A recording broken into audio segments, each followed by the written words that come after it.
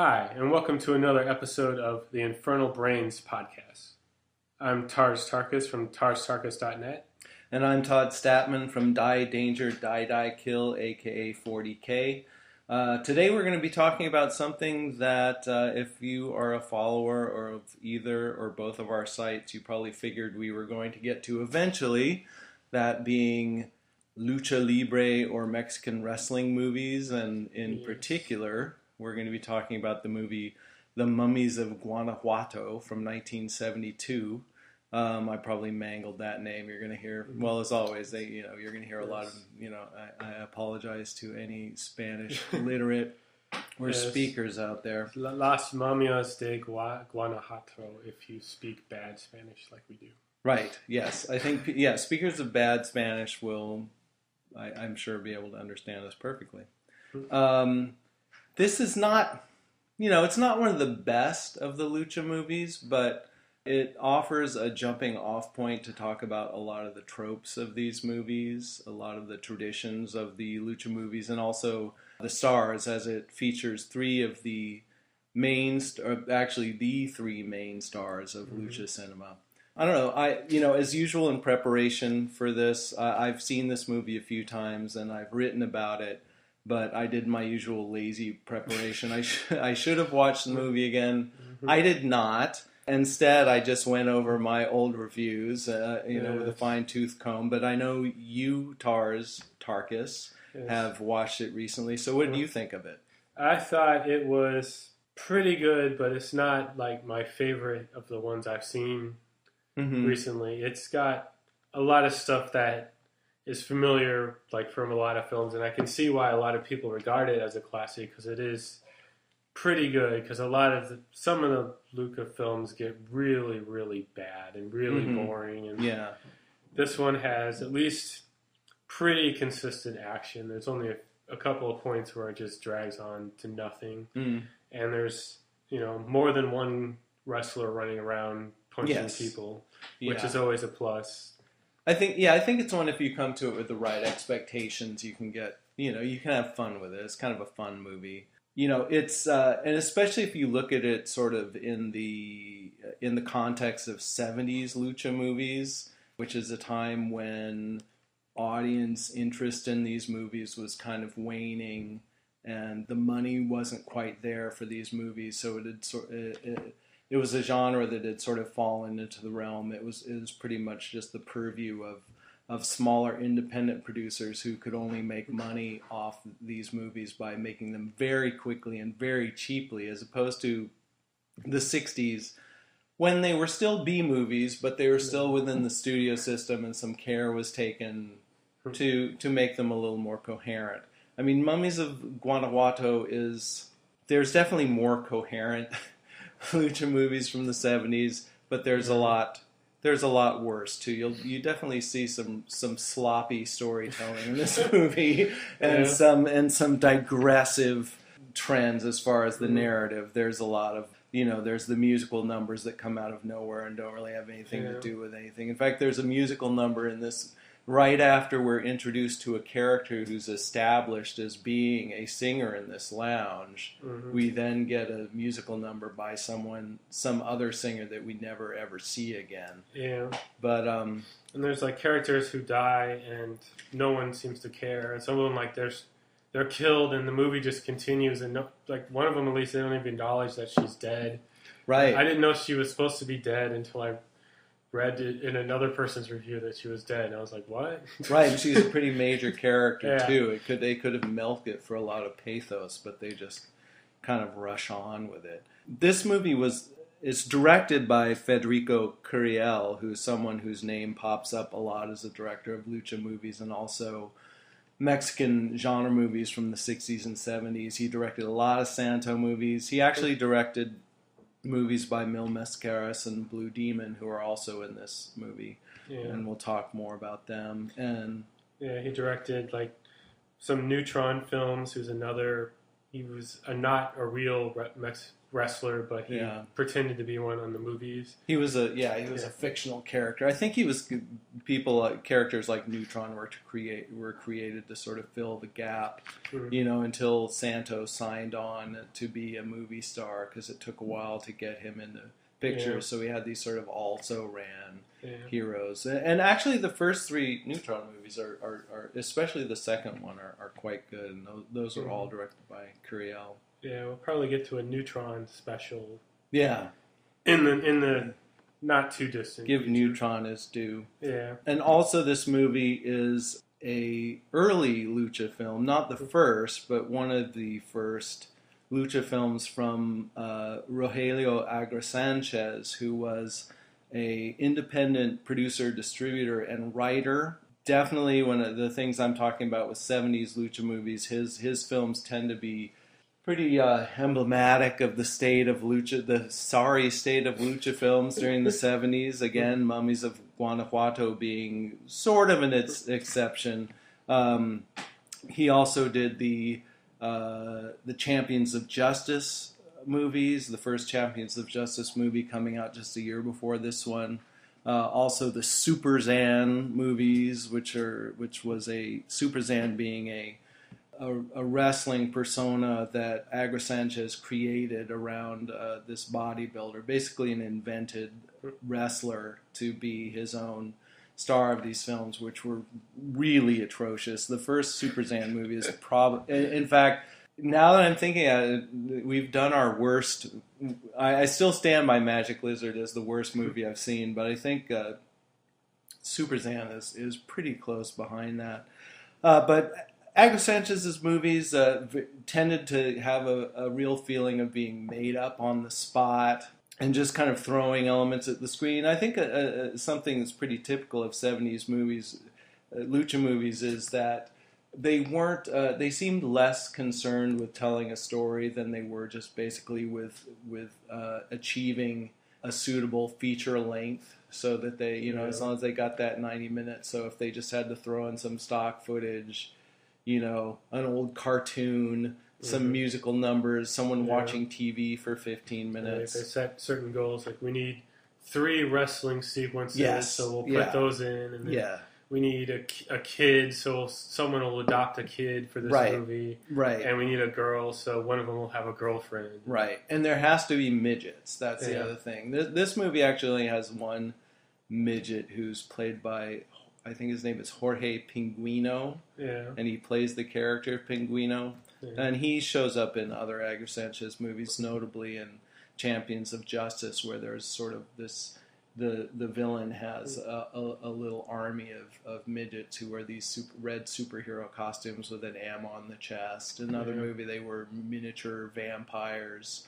I don't know what it was about what Agra Sanchez had for midgets, but it seemed he felt like it was, if you had a big burly wrestler, it was much more exciting to watch him fight 6 midgets instead of one normal-sized person. Like that was like there was just greater entertainment value. The midget wrestling matches in wrestling where they'll have a bunch of midgets versus normal people, so they probably got the idea from that. Right, because everybody loves that.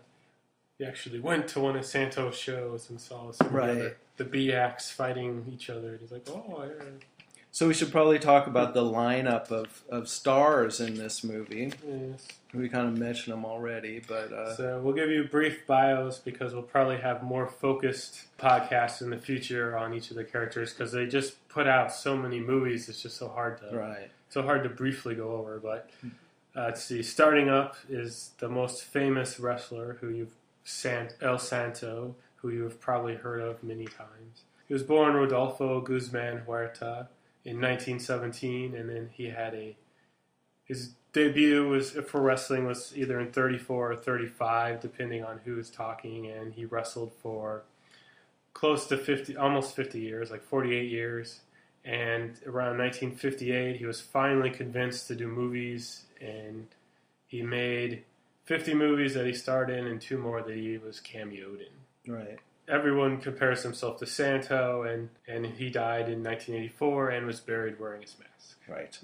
Yeah, he's a legend. He's a legend. And he's definitely going to be the one that most people outside of Mexico are familiar with, especially in the States, because he's the only one of these 3 stars. I guess I should also mention that one of the things that's most notable about this film, The Mummies of Guanajuato, is it is the first and one of only 2 films that starred all 3 of the major stars of Lucha Libre and of Lucha Libre cinema, being Santo, Blue Demon, and Mil Mascaras. But of those 3, Santo is the only one whose movies were ever actually dubbed into English and aired on American television. Yeah, I think 4 of them total, according. I've only seen 2 in English. Yeah, there was 2 that K. Gordon Murray did, and then there was another one. I'm not sure. The Santo versus the Zombies was dubbed and released as, I think, War of the Zombies? I should have done more. I don't know. That'll be discussed on. This will be discussed later. Yeah. So yeah, we'll just throw out inaccuracies as far as Santo is concerned. Subscribe on iTunes for future updates. But yes, while these other 2 had great films, they tended to not go outside the Spanish language market, and so these other guys aren't quite as well known, but they are definitely noteworthy. Yeah. Next up, Blue Demon, born Alejandro Munoz Moreno in 1922. He debuted in 1948, and he had a 40-year wrestling career. Unlike Santo originally started out as a Rudo. Yeah, Rudo, which is a heel or a bad guy. Right. And Blue Demon is always a Technico, which is a face. Well, the Technicos are they're the guys that play. They're the good guys. Yeah, they play by the rules, and the faces. And the Rudos break the rules, you know. So. And so in real life, he and Santo are actually rivals, and they had some highly publicized matches. Right. Where Blue Demon won, and Santo was always bitter that he lost those matches. According to what I don't know if it was all. Right. I have to admit I'm a little hazy on all this stuff. It's really funny because the first site I did was the Lucha Diaries, writing about Mexican wrestling movies. I love Mexican wrestling movies. I'm not really a fan of wrestling at all, so I don't really like a lot of the people who are the fans of these movies are also fans of these guys as wrestlers, and I guess I am too, just as part of being fans of them as human beings. But my impression of Lucha Libre is it's not that much different from American professional wrestling as far as the balance between theater and actual athletics, and especially from the clips they show in the movies, it looks like it's as like, I know they have matches on DVD that I've seen in the bargain bins, but I've never gotten one of those matches. Yeah. But I've been to local amateur wrestling shows because I've had coworkers who've actually been doing wrestling. So when I worked in St. Louis, one of my coworkers was a wrestler there, and her company that she worked for, they actually had people dressed up as Lucha Libres there as generic villains for some of the characters, just so they'd have more people. And because they wore the masks, anybody could play them, and they could also kill them in the ring, so they'd always be slaughtered by the bad guys.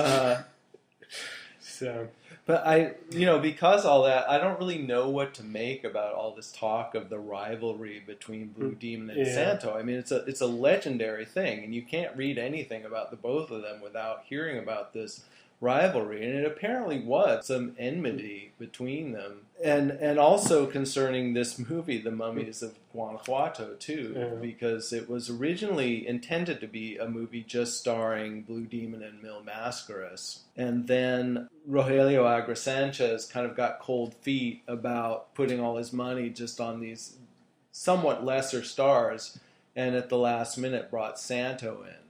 And this was apparently something that Blue Demon was bitter about to the end of his days. Yeah. And also there's the fact that Blue Demon and Santo were cast as allies on screen. They were sort of like Batman and Robin in a few different movies, even though they were rivals in the ring, and the way that they, the way that they compensated for that in the movies is they always had the episode in every movie where Blue Demon goes bad, he either gets cloned or there's a robot version, and so you can see Santo and Blue Demon fight because that's part of the attraction. But yeah, I don't really know because I do sort of assume these are like similar to and I think Indian professional wrestling too. I mean, it's a lot of theater, but apparently it sounds like there was something real to this rivalry between Blue Demon and Santo. Yeah. Or maybe it's just I want to invest in that. Maybe I just want to believe. Yeah, we'll never know because unfortunately Blue Demon is also passed on. Yeah, he passed on. He's also 2000, I think. Yeah, and he also was buried in his mask, and he never revealed his face, unlike Santo, who revealed his face like right before he died. That's right. And both of them have sons who are wrestlers. So there's El Hijo de Santo and whatever. El Hijo de Blue Demon. I think it's Blue Demon Junior. Yeah. I think Santo's son now just goes as Santo. Yeah. He doesn't use the Son of Santo moniker anymore. There's also Santo's grandson, who's a son of a different son of Santo, and so he and the son of Santo argue because the son of Santo has the rights to the Santo name. Oh, okay. And then there's the Santo Babies spin-off, of course. Yes. Number 3 is Mil Mascaras, who is not dead and has no son who wrestles. So we know it. Yeah. And his name was Aaron Rodriguez, and he's actually a lot younger than these other two guys and began his career much later. He was born in 42. And he started his career as a wrestler in 65, which was only a year before he started making movies, which really places him in a sort of different category from Santo and Blue Demon, who both started making movies in their middle years after they'd already established themselves as superstars in the wrestling world. It was almost, being in movies was almost like their retirement plan. Yeah. You know, that was kind of like the plan B. But Mil Mascaras, sort of, his movie stardom and his wrestling stardom sort of grew up alongside each other. Both Mil Mascaras and Blue Demon made films, a number of films for a very low-budget producer named Luis Enrique Vergara, and both made a lot of really good movies. Not nearly as many as Santo, but I think they had a much better hits to misses ratio out of their, you know. For Blue Demon, he made 25 films, 9 of which were with Santo. Right. And I'm not sure how many Mil Mascaras has made, but he's still making films, actually. Yeah. He's still wrestling. Yeah, he is. Yeah, he did a movie a few years ago that was actually done in the States. Yeah, and they're making a sequel. Right, yeah. And he's wrestling later this year, or will be in 2012. So, you know, go see him and go say hello. Yeah, get a mask signed. Tell him the Infernal Brains sent you. Yes. Then he'll call security. So the final character in the film are the mummies. Oh, yeah. So we got to talk about the mummies. Indeed. Yeah, I think there's people coming to these particular mummy movies might be a little confused if they have a background in sort of Hollywood style or any other kind of mummy movie from anywhere but Mexico. Because when you see this movie, the mummies are a lot more what we'd call zombies. You know, they're more like sort of decaying, walking corpses rather than the... Yeah, if you get National Geographic magazine and you see like mummies that are found buried in like the deserts or like natural mummies, that's pretty much what these are. Yeah, these are naturally occurring mummies, and they're the mummies of Guanajuato, which is a real thing, and you actually see them in the movie. Yeah, and you can go see them nowadays, even though they're controversial in the city, sort of. Oh, really? Yeah, but they're still a tourist attraction. Are they controversial for reasons of good taste? No, that can't be it. And these are not ancient mummies either. These are the corpses of people that were buried between the late 1800s and about the 1950s. And the thing with Guanajuato is for years they had basically a graveyard tax, and that people basically had to pay a yearly fee to keep their loved ones in the cemetery. And of course, sometimes people couldn't pay, and when people couldn't pay, they would dig them up, and that was how they would find. And there were also a lot of people buried there as a result of a cholera epidemic in the city in the late 30s. So as they were digging these people up, they discovered that a lot of them had been mummified, and they don't really. I don't think they know for sure why, but it's been speculated that it's something about the soil or the atmospheric conditions. And so they put some on display that looked cool, and then the ones that look the most like they were buried alive. Like some of them have these horrible grimaces on their faces. Yeah. Then some of them look like very burly, fleshy wrestlers, at least according to this movie. And they're in a separate room, right? Not covered in glass, right? As Pinguino, the guy that at the Mummy Museum tells us at the beginning of the movie. We get the little travelogue bit where, after a very, very long sequence following a tour bus through the city, which really serves as a warning sign of what the pacing of this movie is going to be like. Yeah, Guanajuato is pretty gray, white. It's like gray. It all looks all stone made. Looks pretty much the same. Yeah, I mean, there probably was a way to make the city look prettier. It's kind of hard to tell. A lot of these 70s movies, Curiel, the movies he made in the 60s in black and white, very atmospheric, really nice, black and white photography, almost noirish, kind of gothic looking. Seems like when the 70s came around, they were making these movies in color. Some of these directors kind of lost their footing a little bit, because there's a lot of stuff in this movie and in other 70s lucha movies where it just looks like there's a lot of scenes where it just looked like they just pointed a bunch of floodlights directly at the actors and turned the camera on. It's like it's not, a lot of it's not very pretty looking. Yeah, I think if it was in black and white, it could have been more atmospheric. Yeah, and also the music's changed to where it's more. There's a lot more like this has like organ pipe playing in the beginning, and a lot more 70s sound. Like there's a 70s sounding for Mexico, 70s sounding film versus the 60s more atmospheric sounding. Yeah, and some of the music really in this movie sounds like roller skate rink music. I mean that's another sort of hallmark of Rogelio Agra Sanchez's movies is these really sort of not. Inappropriate musical scores. The first Champions of Justice movie, it just sounds like they put on an album of light West Coast jazz and just let it play through the whole thing, no matter what's going on, whether it's a dialogue scene or midgets are being fought. There's just, it really doesn't add much of anything. This one, it's actually not as bad, but it's still very, undercuts any kind of mood of ominousness or foreboding that you might otherwise have had.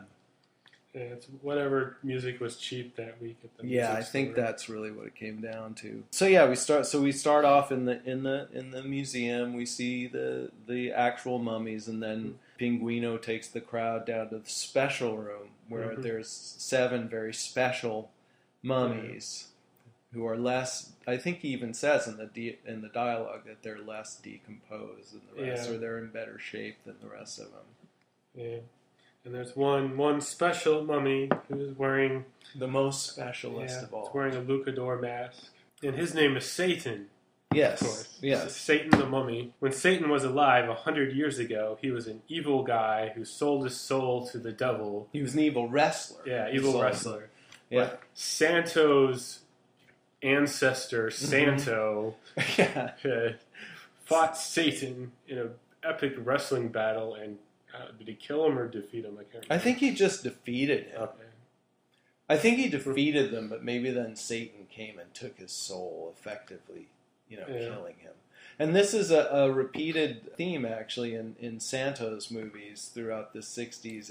And I think this is the first one in the 70s where it comes up, but it is something that comes up in these movies, is this idea of the Santo identity being a legacy that's handed off over the years. And so there's a few other movies where the plot hinges on something, an ancestor of Santo, it's an enemy of an ancestor of Santo. There's actually a few where the ancestor, the flashbacks to this ancestor, he's called the Caballero el Enmascarado de Plata. That's the best I could do. It's set in colonial times, and a lot of times they'll just have Santo, but it'll have like a frilly Sir Walter Raleigh collar. Yeah. But there's also ones where there's a different actor playing him. So there will be sort of a backstory where the Santo ancestor faced a threat failed to contain that threat, or came under some kind of curse, and then that comes back to haunt the modern day Santo in the modern day. And it all just kind of goes to show that Santo's ancestors weren't very good at taking care of business, and so Santo always ends up having to clean up their messes for them. So that's kind of what happens here. Every family has their dirty secrets. Yeah, it's true. Yeah, Santo's just come to life and try to kill him. So right. This was an appropriate one for the holidays. Now you mention it, we're doing this just a couple days after Christmas, and so after telling this story, one of the people in the tour group goes, well, what? And after. What's his name? Satan was defeated by Santo. Santo claimed Satan decreed that 100 years hence he would return to take revenge on Santo, Santo's ancestors. And one of the people in the tour group says, well, when is it going to be 100 years? And Pinguino thinks for a moment and says, why, that would be exactly today. Yeah. Great coincidence. Exactly. Of course, that was the first time he ever told that story, too. Yeah, it's amazing how it all turned out. Yeah. And then, of course, Satan's head turns. Right, and then, of course, you won't be able to guess what happens next. Yeah, I mean, we don't need to give the whole blow-by-blow. And actually, the movie doesn't really give the whole blow-by-blow, because the minute we get a hint that the mummies are coming back to life, we go to, like, the inn in the town where Mil Mascaras' girlfriend works. With her friend who's a cigarette girl. Yeah. His girlfriend Lena, who's played by Elsa Cardenas, who is someone a woman who is in a lot of lucha movies, a lot of Santo movies, a lot of Mexican B movies, and also was starred opposite Elvis in Fun in Acapulco. Have to get that in there. And she was, and she even got promoted to being a superhero herself in the last Champions of Justice movie. When they were running out of wrestlers to put in the Champions of Justice movies. I can't remember what she was called, but she had an awesome costume that involved these really high platform heels. Like when they had the Great Lakes Avengers in the Avenger comics. Right, yeah. The Sea Squad. A lot of turnover in the Champions of Justice movies. To make a long story short, of course, Satan comes back to life, as is told in the prophecy, as do the other 6 mummies, and it's never really explained who they are or why they're there. They're just his posse. Yeah. And fortunately, Mil Mascaras and Blue Demon are in town for a wrestling match, and so the girls and Pinguino run to them, and they're kind of dicks about the whole thing, which is really funny because they tell Mil Mascaras and Blue that that the mummies are missing, that there are footprints, they appear to have walked away, and they just poo-poo on them and say, that's ridiculous. I'm sure there's a logical explanation when... We've only fought monsters before. Right, exactly. But this time it's a lie. Right, exactly. So there's no... I'm sorry, fans of canon, there's no continuity between these movies and any of the previous movies. Yeah, Blue Demon fought aliens in 3 different movies. He fought vampires. He was in a movie that was basically a remake of The Phantom of the Opera. Mil Mascaras was in a movie with John Carradine playing a vampire king. There's pretty much all of their other movies are supernatural themed, but in this one, they're not believers. They pay for their non-believing because immediately Blue Demon gets conked on the back of the head by Satan. Right. And then Satan wanders into the wrestling room and has a flashback with his fight against Santo the Elder, I guess. Yeah, and I felt like they're trying to that sort of a poignant moment, because I feel like you're supposed to feel Satan's pain, because he's reliving the humiliation of the match. Yeah, it's his embarrassment. Yeah, also it's an opportunity to show another really long wrestling sequence. Yeah. I wanted to add that the actor who plays Satan is a wrestler named Manuel Leal, who also portrayed the soul patch wearing Frankenstein in Santo and Blue Demon versus the Monsters. Actually, it was more of a goatee-wearing Frankenstein. The beatnik Frankenstein.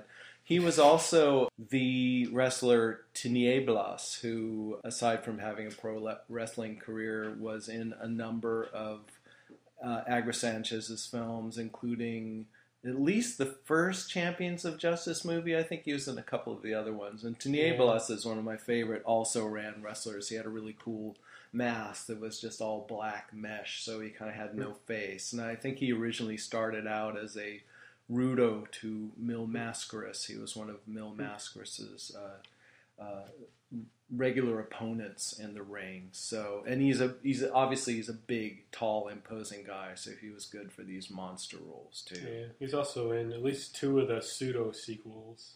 Yes, yeah. There were quite. This movie did very well, and there were a number of sequels made in very quick succession. None of them came anywhere near this one in terms of popularity. Roadhouse and Roadhouse 2. Right, yeah. Today they would have been either Sci-Fi Channel sequels or direct-to-DVD. I mean, most notably because none of them had the same, the same star power. Santo didn't appear in any of the sequels. I'm not sure if even Mil Mascaras and Blue Demon appeared together in any of the sequels. Again, I should have done that research, but they got Mil Mascaras. But they got Blue Angel as the other. Right, Blue Angel, who kind of looks like Captain America. And then for the third, the castle of the Mummies of Guanajuato, they had Super Zan. So that's how low they'd fallen. So anyway, so we had this very poignant scene of Satan having the flashback in the empty arena and reliving his humiliation at the hands of Santo's ancestor, and then he has a confrontation with the pack and heat janitor. Yeah, who put the janitor, who's a director's cameo, and that's probably why he pulls out a gun and just starts shooting at Satan. And Satan's already mad because of his memories, and then he goes even more mad and kills the janitor, and then he goes to a park and just starts strangling random people.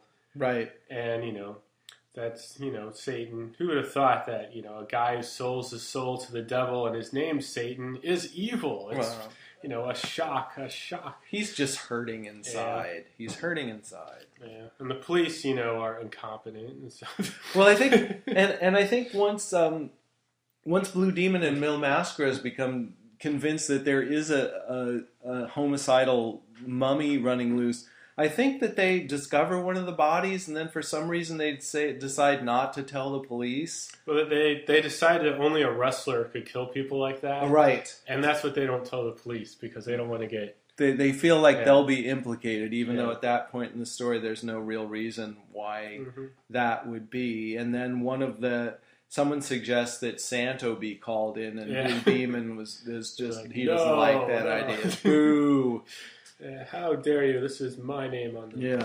Exactly. And the whole movie kind of... It really is kind of sad, because you can see how it was set up to be a vehicle for Blue Demon and Mil Mascaras, but then you can see how it then, in bringing in Santo and sort of rejiggering the story to fit Santo, they sort of... it sort of ends up being a humiliation for Blue Demon in a way. Especially since the mummies go on and kill a lot more people, and had they just called Santo in earlier, there'd be a lot more people alive. So. Right, and all they do, I don't know what they were thinking with this movie. It really does seem very much made up as they went along, because every confrontation that Mil Mascaras and Blue Demon have with the mummies ends with one of them, Blue Demon, saying, "Oh, they're undefeatable, they're indestructible," and they run away. They basically get their asses kicked and run away at the end of every confrontation they have with the mummies. And one of their girlfriends gets killed. They don't really. They don't really make much headway against the mummies. Yeah, Mil Mascaras gets the girl. Lena is his girlfriend. Right. Yeah. And Blue Demon doesn't get a girl. He gets an adopted son named Julio. Yeah. There's definitely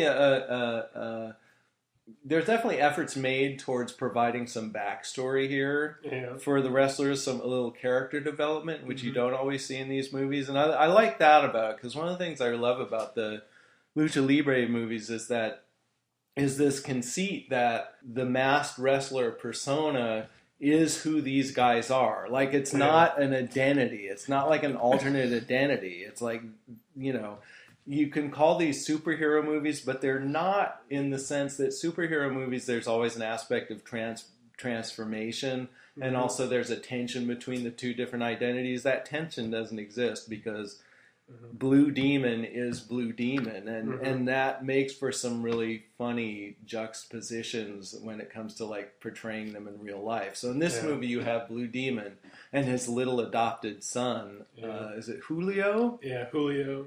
Right, and so you see Blue Demon at home with Julio, who's like 8 or something, playing with him at home and, you know, horsing around and having a warm father-son relationship. But in all these scenes, he's wearing his mask. Yeah. And you get the sense that Julio may never have seen his dad without the mask and may actually just think that Blue Demon's mask is his dad's actual face. You know, so, and it's awesome. But it's definitely... And Blue Demon, he does a good job with the kid. I think, you know, you know, you see a little warmth, you see a different side to him. At the home, the mummies keep attacking, and eventually Satan breaks in while Blue Demon is upstairs and punches out Blue Demon, and then steals his entire outfit, right, and gives it to another mummy to become the evil Blue Demon. No, he steals it off his back. Yeah. He's stripped. I mean, you don't see Blue Demon. They don't show him naked, but you see him knock Blue Demon out, take his mask off, and then the next scene you see the henchman in the clothes that Blue Demon is wearing. So it's like the ultimate humiliation. It's like the worst example of the evil Blue Demon trope in any of the movies, I think. Yeah. And so now, you know, the cops are blundering around, and soon they see the evil Blue Demon killing people, and they're like, oh, that explains it. Right, the mummies frame the wrestlers. They're smart. The mummies are not just stupid automatons. Oh, and this leads, speaking of the sloppy storytelling, this is one of my favorite things too. There's a scene where Blue and Mil Mascaras are just hanging out at Mil Mascaras' girlfriend's apartment, you know, like they have been through the whole movie, and they're watching the TV, and the TV announcer is talking about how, you know, Blue Demon and Mil Mascaras are suspects in the murders and are now on the run for the police. But while they're watching it, they're still sitting in this. They're just sitting in the apartment where they've been the whole time. So yeah, and they never move out of the apartment, even with the mummies constantly attacking the apartment. Right? Too. No, they just That's a theme I've seen in the other Santo films. No one leaves the house. Right. And the few times they do leave the house and go somewhere public, they just get attacked by the monsters in public. So they don't really get the whole safe house concept. Yeah. But obviously not a lot of effort is being made on the part of the constabulary to find these fugitive wrestlers, or supposed fugitive wrestlers. And then they go out to clear their names, and they get in the convertible car with the top down and drive around town. And since the town's all gray colored and they're brightly colored masks driving around. Yeah. I mean, the idea of Mil Mascaras being on the run, because throughout this movie he's wearing leopard print hot pants over gold lame, leggings, and a red vest over bare chest, and he drives a lime green dune buggy around the street. So this is what Mil Mascaras looks like when he's on the lam from the police. Completely inconspicuous. Absolutely, yeah. While they're out trying to clear their name, the mummies just attack the house anyway. Right. And they kidnap Julio and Lena, and then there's the other girl, Alicia, the cigarette girl. They just kill her. Right. In a shocking development. Yeah. You're not dating a main character, so. Right. Goodbye. Right. And ultimately what this all leads up to is, the scoreboard doesn't look good for our heroes, and it's just kind of fail on their part. And then at some point, obviously, the director, the producer, all of the above said, okay, it's time to end the movie. And so what we get is a sequence where Santo and his manager, who is played by Carlos Suarez, who actually was Santo's manager, at least for some of his career, are just driving by, They're coming home from a match, probably going on their way to Mexico City, and decide to stop off in Guanajuato for the night. And just happen to pull into the town square as this horrific mummy melee is going on. They're massacring everybody in the town. You know, the Blue Demon and Mil Mascaras are doing their best, but they keep getting beaten down, and the cops their weapons are useless. My favorite part is the cops are just firing into the crowd of people and mummies, and Santo's like, "Stop shooting into the crowd."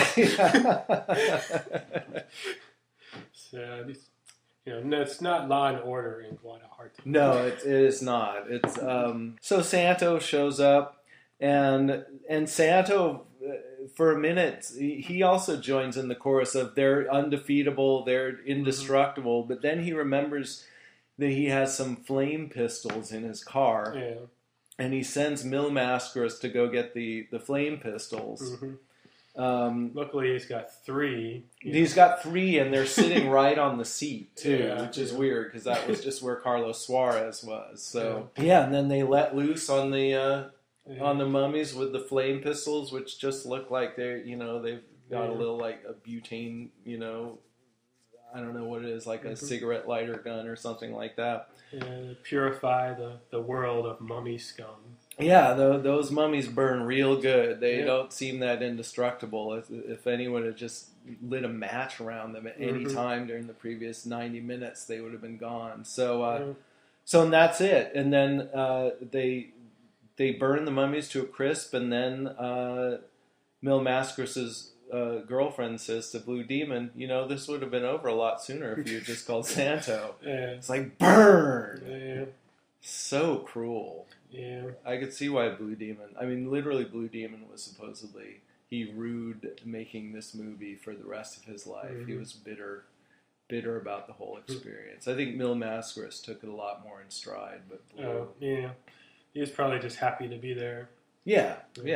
And then at the very end, it's the next morning, and everyone leaves to go to Guadalajara for some food, because I guess there's no good restaurants in Guanajuato. All the cooks were killed.